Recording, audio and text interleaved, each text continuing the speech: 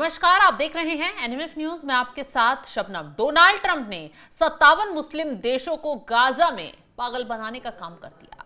Gaza में शांति को लेकर जो प्लान डोनाल्ड ट्रंप ने सेट किया है, उससे कहीं ना कहीं जो विरोधी मुस्लिम देश थे वही चकमा खा गए हैं। अब ऐसे में गाजा पीस प्लान का भारत ने भी समर्थन कर दिया है। बाकायदा प्रधानमंत्री मोदी की तरफ से डोनाल्ड ट्रंप को फोन किया गया और जो गाजा पर उनका पीस प्लान है उसको लेकर शुभकामनाएं दी गई।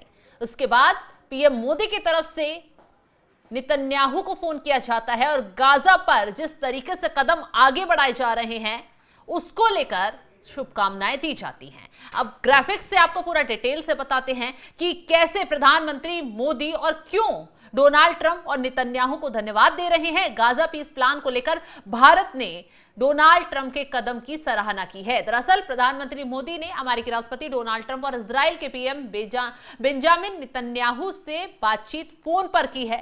दोनों को फोन मिलाया और दोनों को गाजा पीस प्लान पर उनको शुभकामनाएं दी। पीएम मोदी ने बाकायदा सोशल मीडिया प्लेटफॉर्म एक्स पर लिखा, उन्होंने अपने मित्र ट्रंप से बातचीत की है और जिस तरीके से प्रधानमंत्री मोदी की तरफ से लिखा गया है उससे जाहिर हो रहा है कि भारत अमेरिका के रिश्ते अब सुधरते जा रहे हैं। मोदी ने कहा है कि उन्होंने गाजा शांति योजना की सफलता पर ट्रंप को बधाई दी है क्योंकि डोनाल्ड ट्रंप ने 20 सूत्रीय एजेंडा गाजा में शांति के लिए आगे बढ़ाया। पीएम मोदी ने यह भी कहा कि दोनों नेताओं ने भारत अमेरिका ट्रेड नेगोशिएशन में हुई अच्छी प्रगति की समीक्षा की और आने वाले वक्त में दोनों देशों के रिश्ते जो आगे सुधर सकते हैं उसको लेकर भी बातचीत हुई है। आने वाले हफ्तों में करीबी को लेकर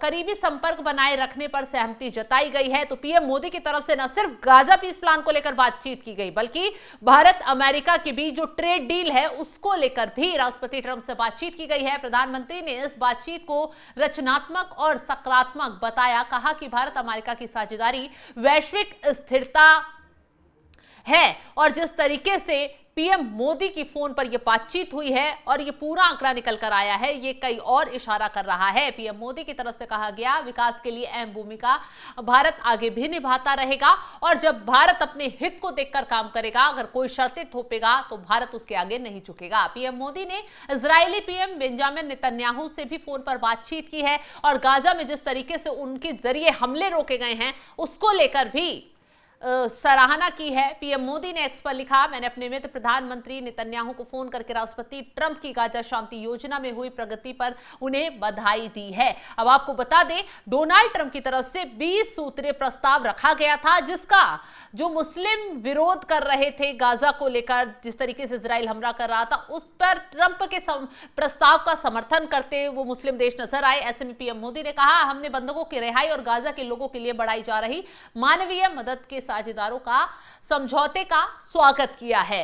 तो भारत ने गाजा में जो ट्रंप का पीस प्लान है उसको लेकर समर्थन अपना दे दिया है। पीएम मोदी की तरफ से साफ साफ कहा गया है कि मैंने दोहराया, आतंकवाद किसी भी रूप में और कहीं भी स्वीकार्य नहीं होगा। आपको बता दें कि हमास के घुटने डोनाल्ड ट्रंप ने गाजा में टिकवाने का काम कर दिया। जो शर्तें रखी गई थी उसमें सबसे बड़ा प्रहार अगर किसी पर हुआ तो वो था आतंकी संगठन हमास को लेकर ट्रंप की तरफ से साफ साफ कहा गया कि हमास को उन बंधकों को छोड़ना होगा जो इजराइल के बंधक हैं और वो उन पर प्रताड़ना लगातार करता आ रहा है और इसके साथ ही हमास को अपने सारे हथियार डालने होंगे और हमास को पूरी तरीके से गाजा छोड़ना होगा।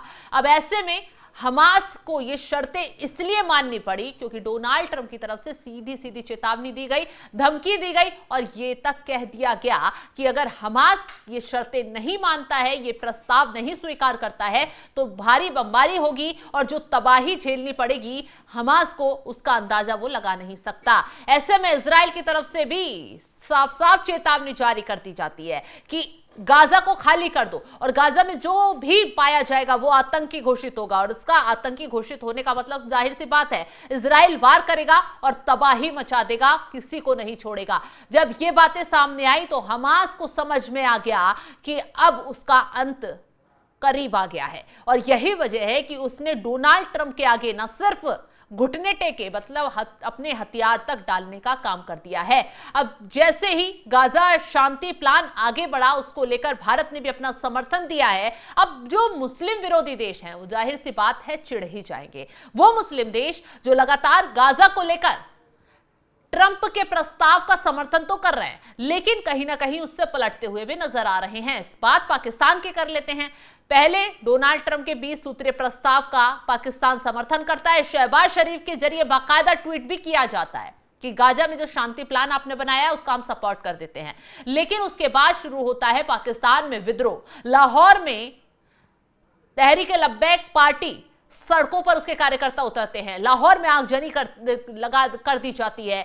पंजाब पुलिस के साथ जो लाहौर की पुलिस है वहां पर झड़पें शुरू हो जाती हैं। पुलिस वालों को दौड़ा दौड़ा कर मारा जाता है। और अब पाकिस्तान ये कहता नजर आ रहा है, अपनी बात से पलटता नजर आ रहा है कि डोनाल्ड ट्रंप ने जो 20 सूत्रीय प्रस्ताव रखा है वो हमसे जो बातचीत हुई उसके उलट है। डोनाल्ड ट्रंप के जो प्रस्ताव में अब शर्तें हैं उसका हम समर्थन नहीं करते हैं। पाकिस्तान इस पर छिटक गया है, और क्योंकि पाकिस्तान के जो हुक्मरान हैं वो अपने ही घर में गाजा पर जो डील हो रही है इजराइल और ट्रंप के बीच, उसको लेकर विरोध करते नजर आ रहे हैं। लोगों का कहना है कि गाजा को लेकर मुस्लिम देशों ने ही जिस तरीके से सौदा कर लिया है, जिस तरीके से इजराइल का साथ दे रहे हैं, वो इजराइल जो लगातार गाजा पर हमले कर रहा है, फलस्तीन पर हमले कर रहा है, मुसलमानों को मारने का काम कर रहा है, उसका हम कैसे सपोर्ट कर सकते हैं। सऊदी अरब ने भी खेल कर दिया। हालांकि ये मुस्लिम देश अब इसलिए चुप्पी साध कर बैठ गए हैं क्योंकि इन्हें मालूम है अगर इन्होंने ट्रंप के जो 20 सूत्रीय प्रस्ताव हैं उसका समर्थन नहीं किया तो इन्हीं का खेल बिगड़ जाएगा। अमेरिका के साथ बड़े लेवल पर यूएई हो, सऊदी अरबिया हो या और भी मुस्लिम कंट्री हो, सबका व्यापार टिका हुआ है। और ऐसे में ट्रंप अगला निशाना कब किसे बना ले ये वो भी अच्छे से जानते हैं। यही वजह है कि एक तरफ पाकिस्तान में विद्रोह बेशक छिड़ा हुआ है, लेकिन डोनाल्ड ट्रंप के आगे शहबाज शरीफ से लेकर असीम मुनीर बिल्कुल घुटने टेके हुए हैं। दूसरी तरफ सऊदी अरब से लेकर यूएई, कतर, सब, अब लेबनान, जॉर्डन, सब चुप्पी साध कर बैठ गए हैं।